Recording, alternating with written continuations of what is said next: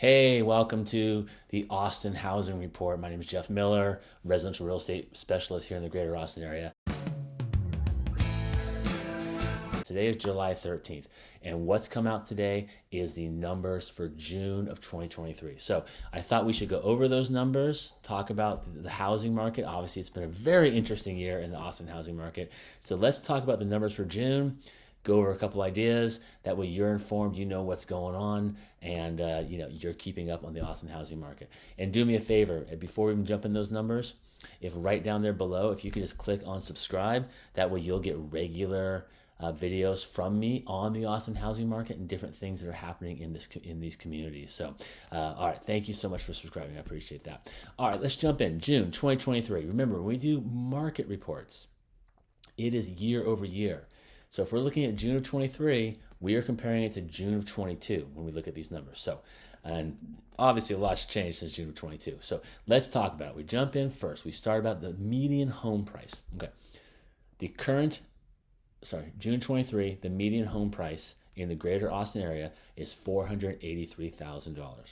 That is down 9.6% when compared to June of 2022. And we're going to circle back around and talk about that a little bit. So, number of active listings on the market have gone up 38.4%. So we've had a big increase in the number of listings this year compared to last year. And I'm looking at right here next second. Closed sales have dropped 8.5% compared to last year, and there's obviously reasons for that as well. Days on the market. So what that is days on the market is a combination of how long a house sits on the market and how long it takes to get to the closing table. And last year, that number was in June, that number was 72 days. This year, that number is 99 days. So it's gone up 27 days on average to get the deal closed. And then inventory.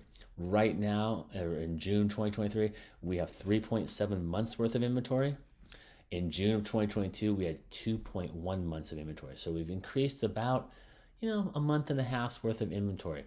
Still not a lot of inventory. So what do those numbers tell you? What do they tell us? Yes, they tell us the market is probably not as good as it was. But is the market bad? Is the market going to crash? Y'all know I do regular housing reports. You can go back through my YouTube channel and look at all those different reports I've done and kind of get a real good picture of how the market trends. So here's what I would say.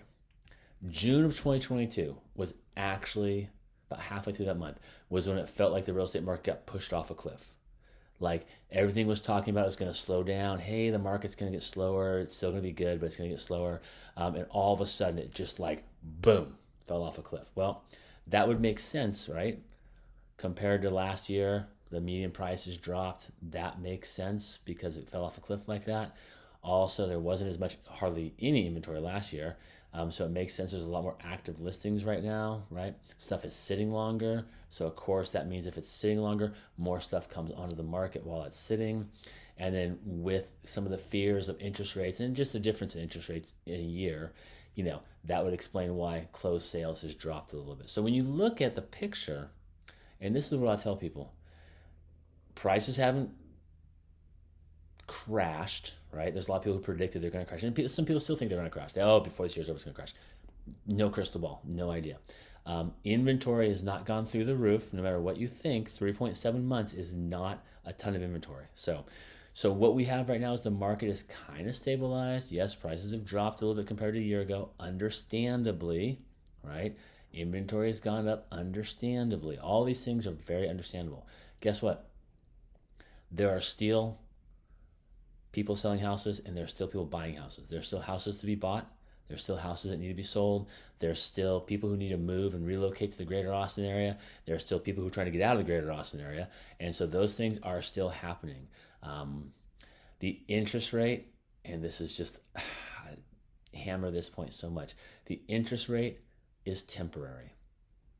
If you go back and look at traditionally, like if you go back the last 30 years, 7% is about the average interest rate. There's no doubt. It fluctuates up and down over the years, and that's what you see. You see ups and downs over the last 30 years, and that's pretty normal. So will 7% be the interest rate for the rest of our life? No, probably not. There's no way to know. But people are getting really hung up on the interest rate when I honestly believe you should look at, if you're a buyer, you should look at the pricing. Because before last June, prices were going way up, right? And they've gone way up in the Austin market. People were overpaying for houses just to get in the house. And I feel honestly bad for some of those people. You can say you don't feel bad for them, I get it. But who had to move here, had to buy a house, had to overpay for it because they needed the house. They didn't have a choice. And then the market did what it did. Now their house is worth quite a bit less than it was, a year and a half ago, say a year and a half ago. But again, that is what it is.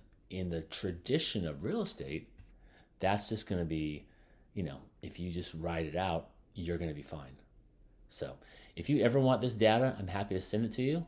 If you have any feedback, you think I'm crazy, think I'm right, think I'm wrong, I am totally fine. I am just giving you the numbers and a little bit of some things to think about. But I would love comments down below. Feel free to give me your feedback on your experience in the market, what you think the market's going to do, and I would totally appreciate that. And as always, if you're in the greater Austin area and you need help selling or buying a home, feel free to hit me up. My contact information is right there, and y'all take care.